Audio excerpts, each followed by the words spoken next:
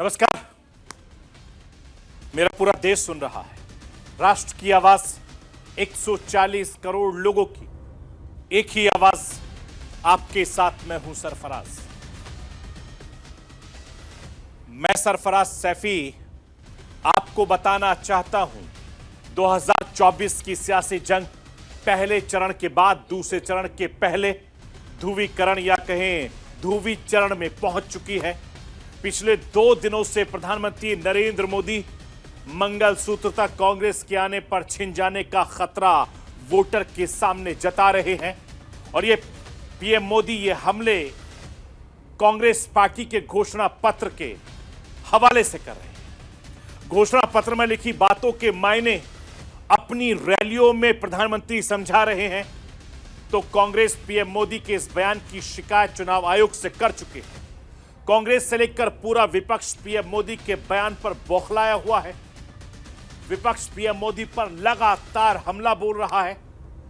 अब यह हमला धीरे धीरे निजी होता जा रहा है। प्रधानमंत्री मोदी के बयान पर पलटवार करते हुए असदुद्दीन ओवैसी ने पीएम मोदी को हिटलर बता दिया। ओवैसी के हिटलर वाले बयान पर किसने पलटवार किया है, आज आपको ये राष्ट्र की आवाज के जरिए बताने, दिखाने, समझाने की कोशिश करूंगा। 2024 के चुनावी जंग में हिंदू मुसलमान के साथ हनुमान की एंट्री हो गई है। पीएम मोदी ने राजस्थान के टोंक से कांग्रेस पर एक और प्रहार किया है। पीएम मोदी ने कहा कि कांग्रेस के राज में हनुमान चालीसा सुनना भी गुनाह हो जाता है। पीएम मोदी ने कहा कि बीजेपी राज में आप चैन से हनुमान चालीसा भी गाएंगे और रामनवमी भी मनाएंगे। दिल्ली में आम आदमी पार्टी का भी हनुमान भक्ति वाली सियासत खूब दिखाई दे रही है। हनुमान जयंती के मौके पर दिल्ली के स्वास्थ्य मंत्री ने शोभा यात्रा निकाली और इस दौरान वो हाथ में गदा लेकर नजर आए जिसमें इंसुलिन लगे हुए थे। क्या है आम आदमी पार्टी की इंसुलिन और हनुमान वाली सियासत, आज राष्ट्र की आवाज के जरिए यह भी आपको समझाऊंगा। बीजेपी अपने मिशन 400 पार पर और तीसरी बार सत्ता पर काबिज होने के लिए पूरी कोशिश कर रही है, तो कांग्रेस अपनी खोई हुई शाख को दोबारा पाने के लिए मेहनत कर रही है। ऐसे में बीजेपी और कांग्रेस एक दूसरे पर लगातार हमलावर है। इस बीच गृह मंत्री अमित शाह ने बीजेपी पर एक बार फिर से निशाना साधा है। कांग्रेस पर तुष्टीकरण की राजनीति करने का आरोप लगाया है। अमित शाह ने कांग्रेस नेता पी चिदम्बरम के बयान की निंदा की है। अमित शाह ने कहा कि अगर कांग्रेस सत्ता में आई, चिदम्बरम ने कहा था कि अगर सत्ता में आई तो सीए वापस लिया जाएगा। चिदम्बरम के इस बयान के बाद सियासी घमासान छिड़ गया है। सीएए पर क्यों हो रही है सियासत, आज राष्ट्र की आवाज के जरिए यह भी आपको बताऊंगा। मैं अपने हिंदुस्तान के कोने कोने की आवाज को दिल्ली तक पहुंचाता हूं। दिल्ली की आवाज को देश दुनिया के कोने कोने तक पहुंचाता हूं। नेताओं की आवाज को मैं आम लोगों तक पहुंचाता हूं। आम लोगों की आवाज को मैं अपने देश के हुक्मरानों तक पहुंचाता हूं। आपकी आवाज से मिलती है मेरी आवाज और बन जाती है राष्ट्र की आवाज।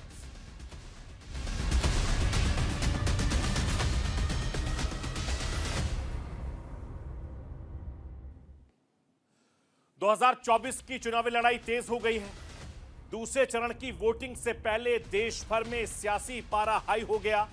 दूसरे चरण की वोटिंग से पहले अब चुनाव मुद्दों से हटकर ध्रुवीकरण बनाम तुष्टीकरण में शिफ्ट हो गई है। गारंटी वाले आगाज के बाद चुनाव में हिंदू मुसलमान वाला चैप्टर ओपन हो गया। बांसवाड़ा से लेकर अलीगढ़ तक प्रधानमंत्री नरेंद्र मोदी के बयानों ने चुनावी गर्मी बढ़ा दी है। 2 दिन पहले प्रधानमंत्री नरेंद्र मोदी ने राजस्थान के बांसवाड़ा में चुनावी रैली पर कांग्रेस पर गंभीर आरोप लगाया। कांग्रेस ने कहा था, पीएम मोदी ने कहा था कि अगर कांग्रेस सत्ता में आई तो देश की संपत्ति मुस्लिमों में बांट दी जाएगी। पीएम मोदी के इस बयान के बाद लगातार सियासी घमासान मचा हुआ है। पीएम मोदी के इस बयान की कांग्रेस से लेकर तमाम विपक्षी दल लगातार आलोचना कर रहे हैं। कांग्रेस इसकी शिकायत चुनाव आयोग से कर चुकी है। प्रधानमंत्री नरेंद्र मोदी बार बार इस बात को दोहरा रहे हैं। अपने हर चुनावी मंच से पीएम मोदी लगातार कांग्रेस के मैनिफेस्टो को लेकर घेर रहे हैं, कांग्रेस पर निशाना साध रहे हैं। एक बार फिर से पीएम मोदी राजस्थान में थे, टोंक में मंगलसूत्र पर चुनावी पंजे का वही खतरा दिखाया जो पिछले 2 दिनों में पीएम मोदी ने बांसवाड़ा से लेकर अलीगढ़ तक दिखाया। राजस्थान के टोंक में पीएम मोदी ने क्या कहा, वो राष्ट्र की आवाज के जरिए आपको सुनाना चाहता हूं, सुनिए। अभी परसों जब मैं राजस्थान आया था तो मेरा एक 1.5 मिनट का भाषण, 90 सेकंड का भाषण, और मैंने कुछ सत्य देश के सामने रखा और पूरी कांग्रेस और इंडी गठबंधन में ऐसी भगदड़ मची है, ऐसी भगदड़ मची है। मैंने सत्य रखा देश के सामने। कांग्रेस आपकी संपत्ति छीनकर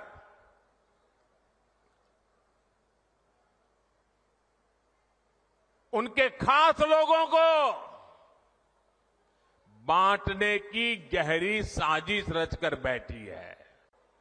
अभी परसों जब मैं राजस्थान आया था, पीएम मोदी ये हमले कांग्रेस पार्टी के घोषणा पत्र के हवाले से कर रहे हैं।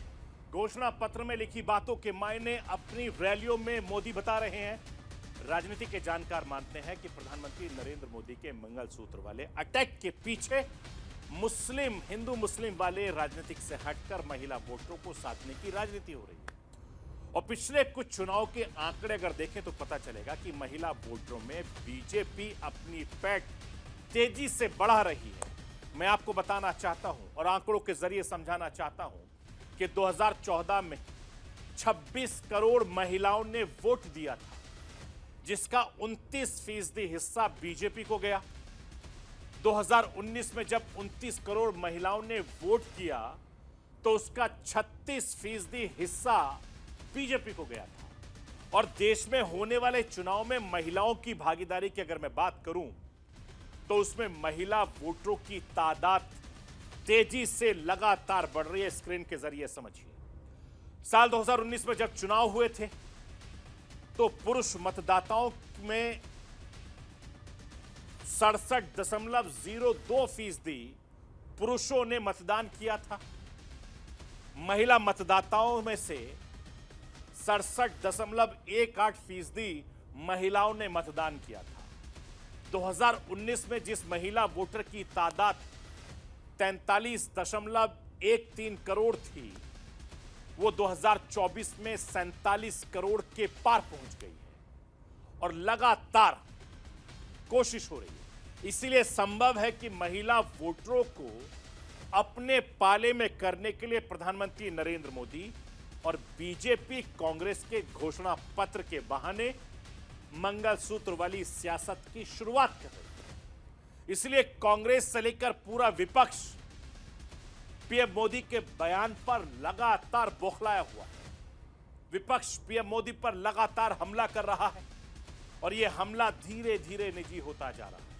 पीएम मोदी के बयान पर असदुद्दीन ओवैसी ने भी मोर्चा खोल दिया है। असदुद्दीन ओवैसी ने पीएम मोदी पर हमला करते करते पीएम मोदी को हिटलर तक बता दिया, जिसके बाद बीजेपी नेता गिरिराज सिंह ने ओवैसी से पूछा कि मोदी अगर हिटलर होते तो ओवैसी की जुबान खुलती क्या। सुनिए असदुद्दीन ओवैसी और गिरिराज सिंह किस तरीके से एक दूसरे पर बात करते हैं।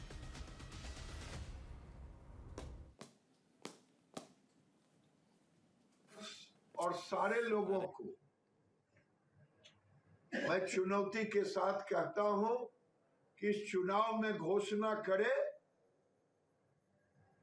कि जनसंख्या नियंत्रण कानून हम लाएंगे तो मैं समझ लूं को अधिक बच्चे पैदा करने वाले लोग समूह को समर्थन नहीं करते। नहीं हिटलर शाही, मोदी अगर हिटलर शाही होते तो ओवैसी की जुबान खुलती, भारत माता को गाली देते। भारत के वजीर आजम 133 करोड़ जनता के वजीर आजम जो कहते हैं, झूठ कहते हैं सबका साथ सबका विकास, मगर कल का भाषण नरेंद्र मोदी का ऐसा नजर आ रहा था कि हिटलर बोल रहा है, भारत का वजीर आजम नहीं बोल रहा है। जब हिटलर ने यहूदियों को गैस के चेंबर में डालकर मार दिया, ऐसे ही नहीं डाला, पहले हिटलर ने तकरीर करना शुरू कर दिए यहूदियों के खिलाफ। यही तरह इस तरह तकरीर कर रहे नरेंद्र मोदी। नरेंद्र मोदी, आप प्रधानमंत्री हैं, इस देश के प्रधानमंत्री आपको जेब नहीं देता कि आप भारत की इतनी बड़ी आबादी के ताल्लुक से इस तरह की बकवास। असदुद्दीन ओवैसी के इस बयान को लेकर लगातार बीजेपी बौखलाई हुई है। बीजेपी के तमाम बड़े नेता असदुद्दीन ओवैसी पर पलटवार कर रहे हैं। अखिलेश यादव भी लगातार बीजेपी पर, केंद्र सरकार पर हमलावर हैं।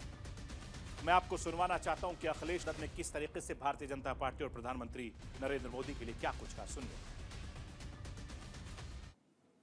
हार का रुझान है। मैंने इसीलिए कहा कि इलेक्शन खत्म होने के बाद चुनावी परिणाम के रुझान आते हैं, लेकिन ये तो चुनाव का पहला चरण खत्म हुआ है, उसी में रुझान आने लगे हैं। ये भाषा का इस्तेमाल करना, इस तरह की बात करना हमारे लोकतंत्र को कमज़ोर करता है। जो संविधान है, जो इलेक्शन कमीशन है, इन चीज़ों पर रोक लगाता है। ये तो मन की बात है जो किसी और के माध्यम से किसी और पे थोप के कही जा रही है, लेकिन जनता जानती है कि किसान बर्बाद हुआ है और नौजवान की 1/3 जीवन बर्बाद हो गया। सोचो 10 साल में, और उम्र क्या होती है जीवन की, तो 1/3 जीवन इन्होंने खराब किया। इसलिए नौजवान और किसान और व्यापारी मिलकर के सरकार का सफाया करने जा रही है। मैं आपको ये बताना चाहता हूं कि 2024 के चुनाव में हिंदू, मुस्लिम और हिटलर ही नहीं, बल्कि हनुमान जयंती पर हनुमान भी इस चुनाव में एंट्री कर चुके हैं। कर्नाटक का हनुमान चालीसा विवाद एक बार फिर से सुर्खियों में आ गया है। पीएम मोदी ने हनुमान चालीसा विवाद का जिक्र कर कांग्रेस पर हमला किया है। पीएम मोदी ने राजस्थान के टोंक में कांग्रेस को न सिर्फ मैनिफेस्टो पर घेरा, बल्कि हनुमान चालीसा से लेकर रामनवमी तक कांग्रेस के एक वार पर पलटवार किया है। अपने संबोधन में पीएम मोदी ने कर्नाटक की घटना का जिक्र किया है। पीएम मोदी ने कहा कि कांग्रेस राज में हनुमान चालीसा सुनना भी गुनाह है। कर्नाटक में हनुमान चालीसा सुनने वालों को पीटा गया। प्रधानमंत्री नरेंद्र मोदी ने कहा कि आप चैन से हनुमान चालीसा भी गाएंगे और रामनवमी भी मनाएंगे। ये बीजेपी की गारंटी है। मैं आपको हिंदुस्तान के प्रधानमंत्री नरेंद्र मोदी को सुनवाना चाहता हूं। नरेंद्र मोदी राजस्थान के टोंक में क्या कुछ कह रहे हैं, सुन लीजिए। कुछ दिन पहले वहां एक छोटा दुकानदार, उसको सिर्फ इसलिए बुरी तरह से पीटा गया, लहूलुहान कर दिया गया, क्योंकि वो अपनी दुकान में बैठे बैठे हनुमान चालीसा सुन रहा था। ये कांग्रेस की कर्नाटका की सरकार का काम देखिए। अपनी छोटी सी दुकान में एक गरीब आदमी भक्ति भाव से प्रभु हनुमान जी का स्मरण करते हुए हनुमान चालीसा सुन रहा था, उसको लहूलुहान कर दिया गया। आप कल्पना कर सकते हैं, कांग्रेस के राज में हनुमान चालीसा सुनना भी गुनाह हो जाता है। कुछ दिन पहले ही रामनवमी बीती है।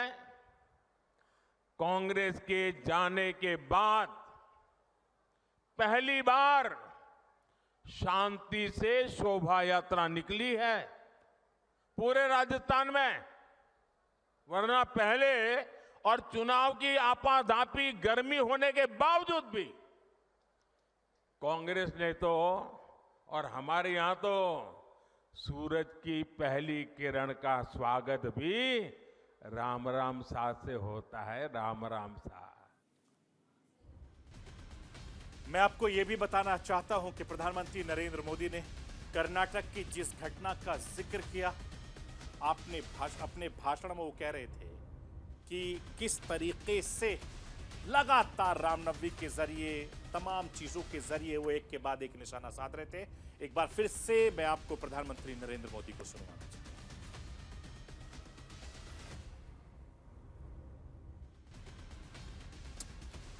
चलिए, राष्ट्रीय आवाज के जरिए आपको ये समझाना चाहता हूं कि हाल ही में कर्नाटक के बेंगलुरु में एक दुकानदार ने एफआईआर दर्ज करवाई थी। एफआईआर के मुताबिक वो दुकान पर गाना चला रहा था। उसी वक्त 6-7 बदमाश दुकान पर पहुंचकर गाना बंद कराने की मांग कर रहे थे। इस बात पर बहस हो गई और एक युवक ने दुकानदार पर चाकू से हमला कर दिया। मुकेश के साथ मारपीट की वीडियो दुकान के बाहर लगे सीसीटीवी कैमरे में कैद हो गया, जो मैं आपको दिखा भी रहा हूं। इसी का जिक्र वो लगातार करते हैं। पुलिस ने वीडियो की फुटेज कर जांच की शुरुआत कर दी है और ये तस्वीर के जरिए मैं आपको दिखा रहा हूं कि तस्वीर देखिए कि किस तरीके से यहां पर मारपीट हो रही है और ये वीडियो कैमरे में कैद है। पुलिस वीडियो फुटेज की जांच कर रही है और इस बीच इस मुद्दे को लेकर कर्नाटक में बवाल मचा हुआ है। अगले दिन इस मामले में प्रदर्शन शुरू हो गया। पीड़ित दुकानदार से बीजेपी सांसद तेजस्वी सूर्या ने मुलाकात की। इसके बाद तेजस्वी सूर्या ने दावा किया कि दुकानदार ने उन्हें खुद बताया कि वो स्पीकर पर हनुमान चालीसा बजा रहा था। तभी कुछ बदमाश उसकी दुकान पर आए और बहस शुरू कर दी। उन्होंने स्पीकर बंद करने को कहा।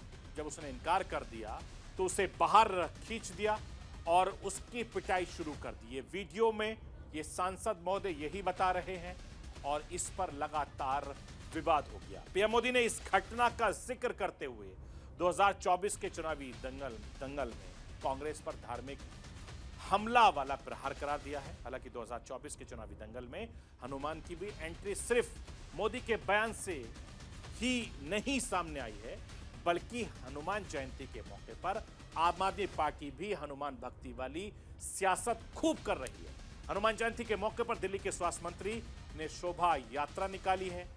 इस दौरान वो हाथ में गदा लेकर नजर आए, लेकिन गदा की खास बात ये थी कि इसमें इंसुलिन लगे हुए थे। दरअसल पिछले कुछ दिनों से दिल्ली की सियासत में इंसुलिन बड़ा मुद्दा बना हुआ है। केजरीवाल को जेल में इंसुलिन न मिलने की वजह से सियासत में बवाल मचा हुआ है, सियासी बवाल मचा हुआ है। तिहाड़ जेल में बंद मुख्यमंत्री अरविंद केजरीवाल को सोमवार को पहली बार इंसुलिन दी गई थी, जिसके बाद हनुमान जयंती के मौके पर आम आदमी पार्टी के नेता सौरभ भारद्वाज ने कहा कि भगवान हनुमान के आशीर्वाद से केजरीवाल को इंसुलिन दी गई है। मैं आपको सुनवाना चाहता हूं सौरभ भारद्वाज क्या। देखिए, हनुमान जी सबके संकट हरते हैं। भगवान राम को भी मुसीबत पड़ी तो हनुमान जी संजीवनी लेके आए। अरविंद केजरीवाल तो उनके छोटे से भक्त हैं, उनकी पूजा करते हैं। आज अरविंद केजरीवाल की जान को खतरा था। न तिहाड़ इंसुलिन देने के लिए तैयार था, न केंद्र सरकार इंसुलिन देने के लिए तैयार थी। कोर्ट तक लड़ाई लड़नी पड़ी, मगर आज हनुमान जन्मोत्सव पे बजरंग जी के हनुमान जी के आशीर्वाद से उनको इंसुलिन मिली है। हम भगवान बजरंग बली का हृदय की गहराइयों से धन्यवाद करते हैं। मैं आपको यह बताना चाहता हूं कि चुनाव के दूसरे चरण के मतदान से पहले सीएए को लेकर एक बार फिर से संग्राम छिड़ गया है। केंद्रीय गृह मंत्री अमित शाह ने कांग्रेस नेता पी चिदम्बरम के बयान की निंदा की है, जिसमें अमित शाह ने कहा था कि अगर कांग्रेस सत्ता में आती है तो नागरिकता संशोधन अधिनियम यानी सीएए को वापस लिया जाएगा। यह बयान चिदम्बरम ने दिया था। इस बयान पर अमित शाह ने पलटवार किया है। तुष्टीकरण की राजनीति में अंधी हो चुकी है कांग्रेस, ये अमित शाह का कहना है। अमित शाह ने पलटवार में और क्या कुछ कहा है वो आपको सुनाऊंगा, लेकिन उससे पहले मैं आपको सीएए को लेकर सियासी संग्राम क्या छिड़ा हुआ है वो बताना चाहता हूं। कांग्रेस नेता पी चिदम्बरम ने कहा कि कांग्रेस सत्ता में आए तो सीएए रद्द करेंगे। अमित शाह ने जवाब दिया कि सीएए रद्द करने के लिए सत्ता में आना जरूरी है। कांग्रेस नेता पी चिदम्बरम ने कहा सीएए हमारी सूची में सबसे टॉप पर है। अमित शाह ने कहा कांग्रेस सत्ता में नहीं आने वाली है। कांग्रेस नेता पी चिदम्बरम ने कहा कि स्थिर सरकार की वजह से सीएए, तो अमित शाह ने जवाब में कहा कि सीएए अब इतिहास की बात। कांग्रेस नेता पी चिदम्बरम ने कहा 5 कानून को हम खत्म करेंगे। अमित शाह ने कहा कांग्रेस तुष्टीकरण की राजनीति कर रही है। पी चिदंबरम ने कहा कि रद्द कर नए कानून बनाए जाएंगे। तो अमित शाह ने जवाब दे दिया कि विकास पर चुनाव नहीं लड़ सकती कांग्रेस। ये आपस में इस तरह की बयानबाजी इन लोगों की। मैं राष्ट्र की आवाज के जरिए आपको गृह मंत्री अमित शाह को सुनवाना चाहता हूं। सुनिए अमित शाह किस तरह से कांग्रेस को जवाब देते हैं। चिदंबरम ये नहीं कहते हैं कि सीए में क्या बुराई है, हम सीए हटा देंगे। क्यों हटाना है? क्योंकि उनको अपनी माइनॉरिटी की पॉलिटिक्स करनी है, माइनॉरिटी वोट बैंक को मजबूत करनी है। भारतीय जनता पार्टी अपने सिद्धांतों पर अटल है। हम किसी के साथ अन्याय नहीं करेंगे, सबके साथ न्याय करेंगे, परंतु तुष्टीकरण भी किसी का नहीं करेंगे। इस नीति पर हम आगे बढ़ रहे हैं। कांग्रेस न सत्ता पर आनी है, न इनको ये फैसले करने हैं। मैं देश की जनता को आश्वस्त करना चाहता हूं, सीएए भी रहने वाला है, 3 कानूनों का इम्प्लीमेंटेशन भी होने वाला है और हर नागरिक को 3 साल के अंदर न्याय मिलने की व्यवस्था सुनिश्चित होगी और हर शरणार्थी को नागरिकता भी मिलेगी। इसमें कोई संदेह रखने की जरूरत नहीं है। और मैं तो कांग्रेस के नेताओं को सलाह भी देना चाहूंगा कि बहुत बार हार चुके आप चुनाव, अपीसमेंट की पॉलिसी से बाहर आइए और विकास के एजेंडे पर परफॉर्म करने का प्रयास करिए। मैं आपको यह बताना चाहता हूं कि चुनावी ऐलान से पहले गृह मंत्रालय ने सीएए को लेकर अधिसूचना जारी की थी, जिसके बाद से सीएए लोकसभा चुनाव में बड़ा मुद्दा बना हुआ है। कांग्रेस समेत तमाम विपक्षी दल इसके खिलाफ है। पश्चिम बंगाल के मुख्यमंत्री ममता बनर्जी ने हाल ही में अपना घोषणा पत्र जारी किया था। टीएमसी के घोषणा पत्र में भी सीएए और एनआरसी पर रोक का वादा किया गया था। सीएए को लेकर बीजेपी हमेशा से विपक्ष पर भ्रम फैलाने का आरोप लगाती रही है। विपक्ष का तर्क है कि इस तरीके की आरोप बेआरोप हैं और ये चुनावी जंग आने वाले वक्त में और तेज होती जाएगी। जैसे जैसे दूसरा चरण नजदीक आ रहा है, जुबानी जंग बहुत ज्यादा तेज होती जा रही है। तो ये थी राष्ट्र की आवाज। बाकी खबरों के लिए आप बने रहिए न्यूज़ इंडिया के साथ। कल रात 9 बजे फिर होगी मुलाकात।